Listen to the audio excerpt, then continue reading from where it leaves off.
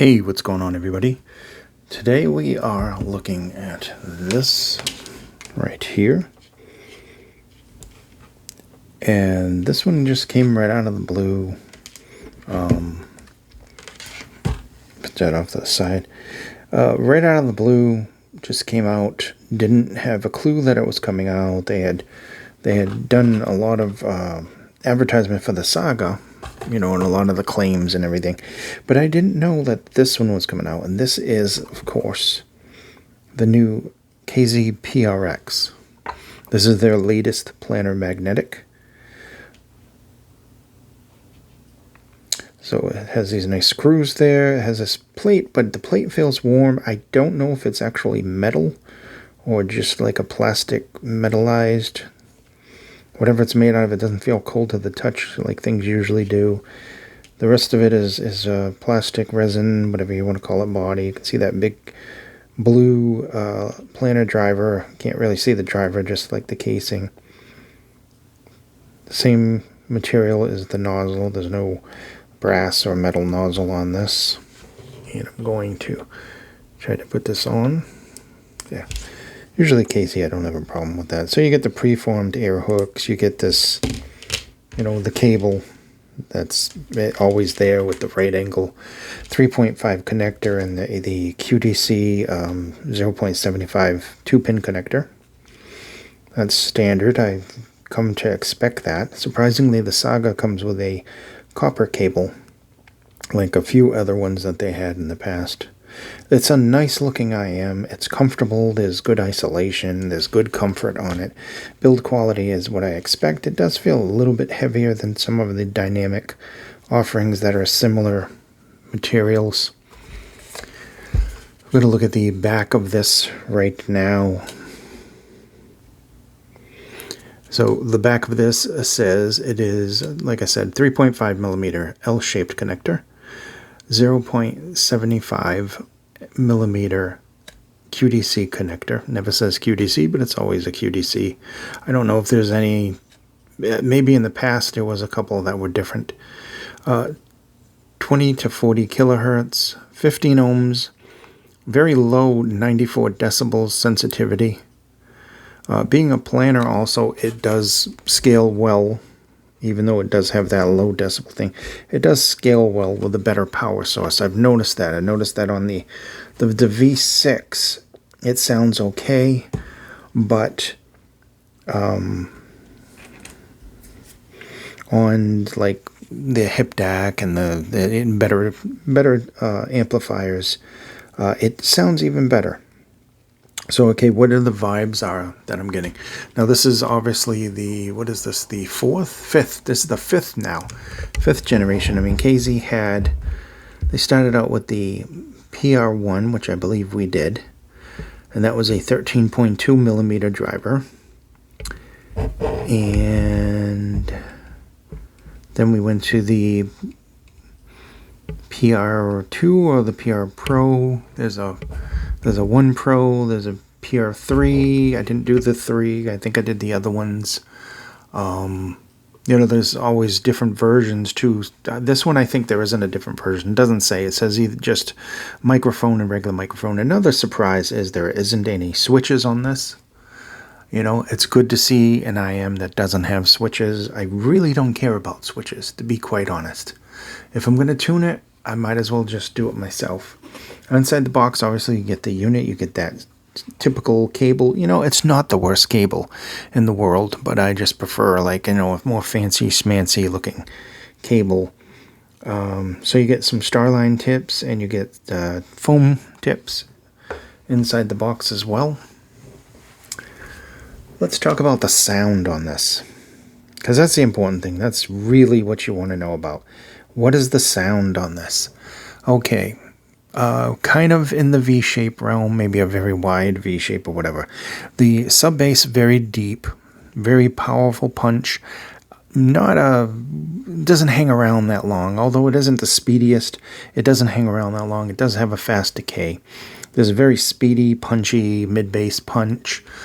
much lighter than the sub bass, but sub bass overall has some decent control and depth, and the mid bass decent control as well. Some nice textured sound there, good, decent quality. I've heard better, but overall decent quality. Getting into the mid range. The mid range is, a little on the smoother side. It definitely, being a V shape, there's going to be a little recession there, but the vocals in general are kind of pushed forward. They're clear. They're clear enough. They have some really, really nice sound to them overall. I would say like the lowers have some warmth, and then the uppers and like female vocals definitely more a little bit toward the brighter, clearer kind of neutral sound, whereas the lower sound is rich and warm.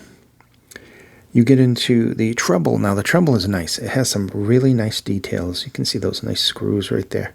I think that's pretty cool. And then they have the writing, Planar. I have no information on the Planar, by the way. Just to let you know, this isn't online anywhere. I have looked to high heaven, and besides the box, I have no idea what size it is. I mean, most of the ones that I've seen are 13.2 millimeter. So I don't know if this is just an evolution in their 13.2 or whatever size Planar it is.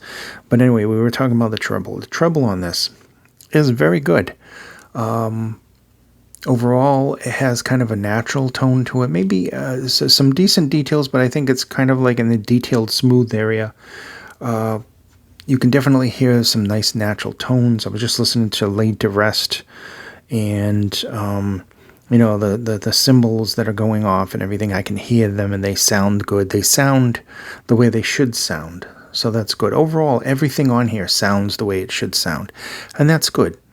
If you're using a lower power source, you may get kind of a lackluster performance. It may just be kind of safe with some good bass, a typical V shape that is safe, not overly expressive in the treble, and not overly good in the vocals. If you do pump power into it, you get a little bit better. The vocals get a little more neutral. The bass extends and it remains good, but it moves toward balanced, probably north of balanced, because there is a decent sub bass punch there. Soundstage on this is very good. It's open. It's not extremely wide. I think it's about average, but it does have very good clarity, and it does have very good separation. Separation and imaging on this. The technicals are decent overall. I have no complaints with how it handles each instrument and everything. It sounds good, at least for like the rock music and a couple of other different musics that I was listening to. What was the other one that I was listening to? I was just listening to K-pop before that, so I go back and forth from different genres. It handled it well. I really have no complaints about this.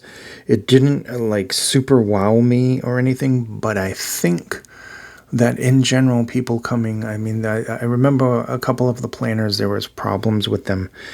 People didn't like them, or they were harsh. There's no harshness here, and this is actually blue, but you can't really see it in the lighting. It has like a little blue Y shape for some reason. I think it's good. I don't know how it compares to, say, the really kind of good like Simgot and the Let Sure Planars. It's different in its tonality. It's completely different. I think that it is definitely more toward like a safe signature. But yeah, it doesn't lack any fun. It doesn't lack a lot of details. I think it just does everything decent overall. So I think that, and depending on what equipment you're going to listen to it with, it will decide whether you like this or not. I guess, I mean, I can't find anything wrong with it, to be quite honest. I think it's fine. I don't think it's going to replace any of my favorite Planars, but it is decent overall. So anyway, thank you so much for watching. This has been the KZ PRX, the latest planar magnetic IAM. Be safe, and I'll see you in the next video.